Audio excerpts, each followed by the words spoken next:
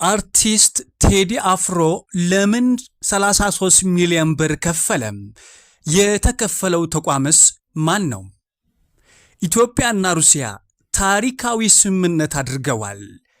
ኢትዮጵያ ፊቷን ወደ ሊበራላይዜሽን ማዞራ ለኢኮኖሚ እድገቷ ጥፋት ሊሆን ይችላል ተባለም። ኢራን በቀይ ባህር ላይ አደጋ ሊከሰት ይችላል ስትል መላውን ዓለም አስጠነቀቀች። ለዓለም ሰላም ሲባል ቻይናና አሜሪካም ታሪካዊ ስምምነት አድርገዋል። ሰላም ጤና ይስጥልን፣ እንደምን አላችሁ ውድ የኢትዮጵያ ድምፅ ተከታታዮች። የኢትዮጵያ ድምፅ ለሚያዝያ 7 ቀን 2018 ዓ.ም ያዘጋጃቸው ዜናዎች ከዚህ ሰዓት ጀምሮ ወደ እናንተ የሚያደርስ ይሆናል። ከዜናዎቻችን ጋር አብራችሁ ትሆኑ ዘንድ በአክብሮት ጋብዘናል። ቀዳሚ ወዳደረግነው ዜናችን እንውሰዳችሁ። ቴዎድሮስ ካሳሁን ወይም ቴዲ አፍሮ 33 ሚሊዮን ብር የከፈለው ለምንድን ነው? የተከፈለውስ ተቋም ማን ነው? በኢትዮጵያ የኪነ ጥበብ ዘርፍ ዛሬም ድረስ ስሙ በጉልህ የሚነሳውና በርካታ አድናቂዎች ያሉት አርቲስት ቴዎድሮስ ካሳሁን ወይም ቴዲ አፍሮ ከ9 ዓመታት በኋላ አዲስ አልበም ነገ ለአድማጩ ያቀርባል። አርቲስቱም ኢትዮጵያ የተሰኘውን አልበሙን የዛሬ 9 ዓመት ለአድማጩ ካደረሰ በኋላ ነገ ኢትዮሪካ የተሰኘውን አልበሙን በራሱ የዩቲዩብ ቻናል ላይ እንደዚሁም በዓለም አቀፍ የሙዚቃ ማዳመጫ ድረገጾች ላይ እንደሚለቀው ይጠበቃል። አልበሙም ምንም እንኳን ሰዋሰው መልቲሚዲያ በተሰኘው የዘፈን አቅራቢ ድርጅት በኩል ለሕዝብ ይደርሳል ተብሎ ቢነገርም በመካከል አለመግባባት ተፈጥሮም በራሱ መንገድ ወደ አድማጭ እንደሚያደርሰው ነው የተሰማው። በማህበራዊ ሚዲያ ላይ ይህንን አለመግባባት አጀንዳ ያደረጉና በርካታ ጉዳዮች ሲዘዋወሩም ተመልክተናል። ስምምነቱ የፈረሰው ታዲያ ለምንድን ነው? እንደ ኢትዮፒካ ሊንክ የመዝናኛና የመረጃ የሬዲዮ ፕሮግራም ከሆነ ቴዎድሮስ ካሳሁን ወይም ቴዲ አፍሮ ከሰዋሰው መልቲሚዲያ ጋር የነበረውን ውል በስምምነት ነው የፈረሰውም ብለዋል። ስምምነቱ የፈረሰው በአሳታሚውና በአርቲስቱ በኩል ውል የተካተቱ አዳዲስ ጉዳዮች ልዩነት ለመፍጠራቸው ምክንያት ነው ብለዋል። ሁለቱ አካላት ከ4 ዓመት በፊት ነው ስምምነቱን የተፈራረሙት። ውሉን ለማደስ በነበረ ሂደት ግን አዳዲስ ሐሳቦች በመግባታቸው አለመግባባቶች ተፈጥረዋል። ሰዋሰው በአዲሱ ውል ላይ ቀደም ያሉ የቴዲ አፍሮ ዘፈኖች በሰዋሰው መተግበሪያ ላይ እንዲጫኑና ለዚህም በየዓመቱ የሚከፈል ገንዘብ በቅድመ ክፍያ ለመክፈል ፍላጎቱም ገልጿል። ይህ ሐሳብ ግን በቴዲ በኩል ተቀባይነት ሳያገኝ ቀርቷል።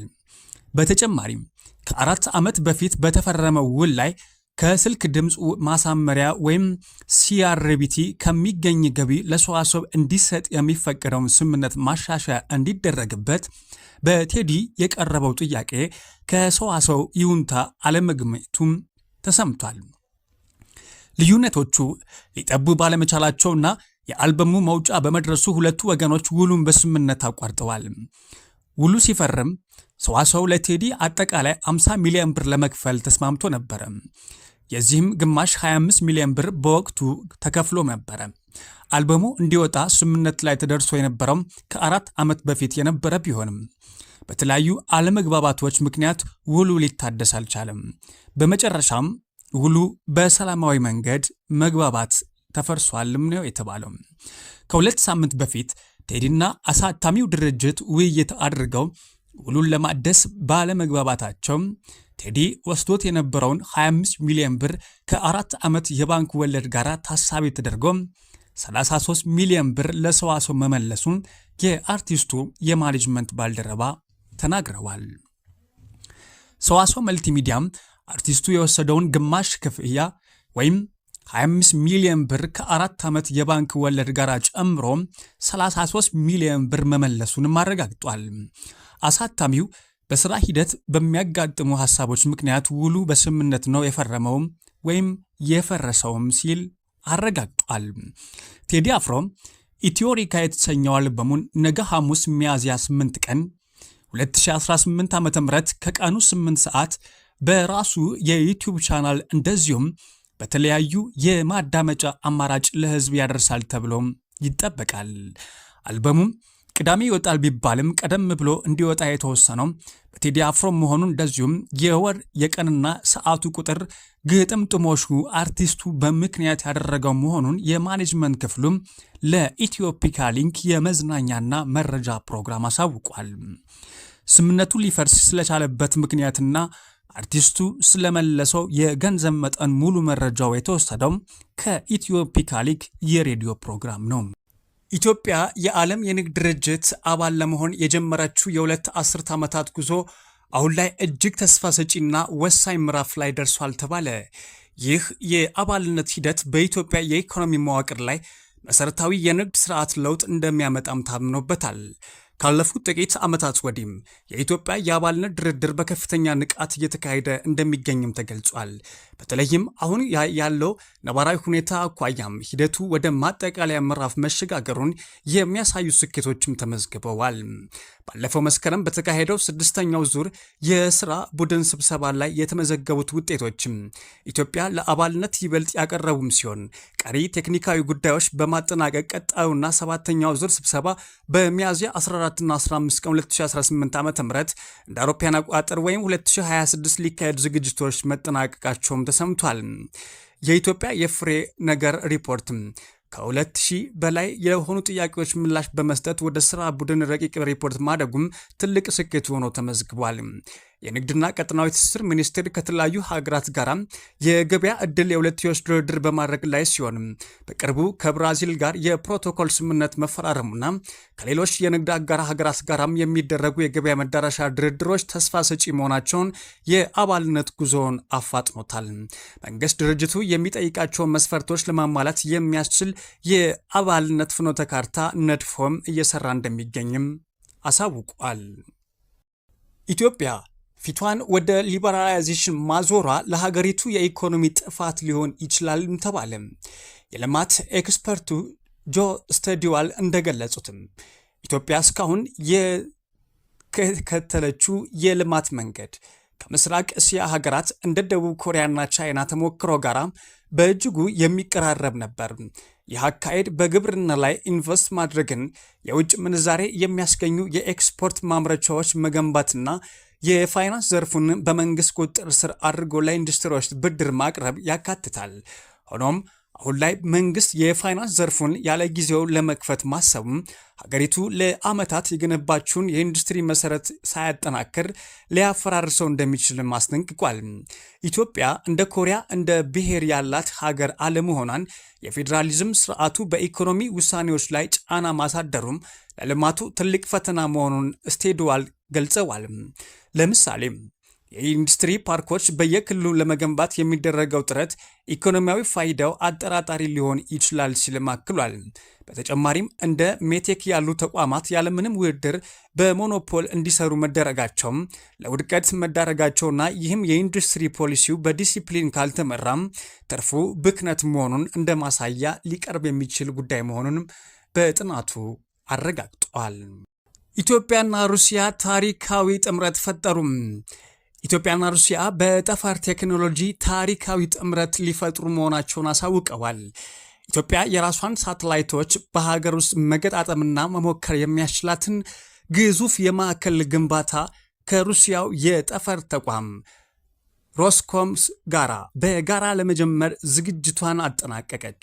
ኢትዮጵያ ስፔስ ሳይንስና ጂኦስፓሻል ኢንስቲትዩት ዋና ዳይሬክተር አቶ አብዲሳ ይልማ ሳተላይቶቹ በባዕድ ሀገር ተገንብተው መምጠቃቸው ብቻም ሳይሆን በኢትዮጵያ ምድር ተገጣጥመው ወደ ጠፈር የሚላኩበት ታሪካዊ ስምምነት በቶሎ እንዲፈረም ጥሪ አቅርበዋል።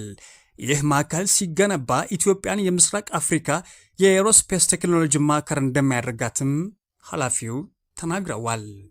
የኢትዮጵያ ዜናዎችንም እየተከታተላችሁ ትገኛላችሁ። ወደ ውጭ ዜናዎቻችን አልፈናል። ኢራን የቀይ ባህርን የንግድ እንቅስቃሴ እንደምታስቆም አስጠነቀቀች። ኢራን አሜሪካ በመርከቦቿ ላይ የጣለችውን የባህር ላይ እገዳ የምትቀጥል ከሆነ በቀይ ባህርም ሆነ በሌሎች ቀጠናዊ የውሃ አካላት ላይ የሚደረጉ የንግድ እንቅስቃሴዎች እንደምታስቆም አስጠንቅቃለችም። የኢራን የከታም አልናቢያን ማዕከል ወታደራዊ እዝ እንደገለጸው የአሜሪካ እገዳ እስካልቆመ ድረስ በፋርስ ባህረ ሰላጤ፣ በኦማን ባህረ ሰላጤና በቀይ ባህር በኩል የሚደረጉ የወጪና ገቢ ንግዶች ጦር ኃይሉ እርምጃ በመውሰድ ለማስተጓጎል ዝግጅት እያደረገ ይገኛልም ብለዋል። ይህ በእንዲህ እንዳለም ዋሽንግተን ፖስት የአሜሪካ ባለስልጣናትን ጠቅሶ እንደዘገበው የዶናልድ ትራምፕ አስተዳደር በኢራን ላይ የሚደረገውን የባህር ላይ እገዳ ይበልጥ ለማጠናከርም በሺዎች የሚቆጠሩ ተጨማሪ ወታደሮችን ወደ መካከለኛው ምስራቅ በመላክ ላይ ይገኛልን ብለዋል።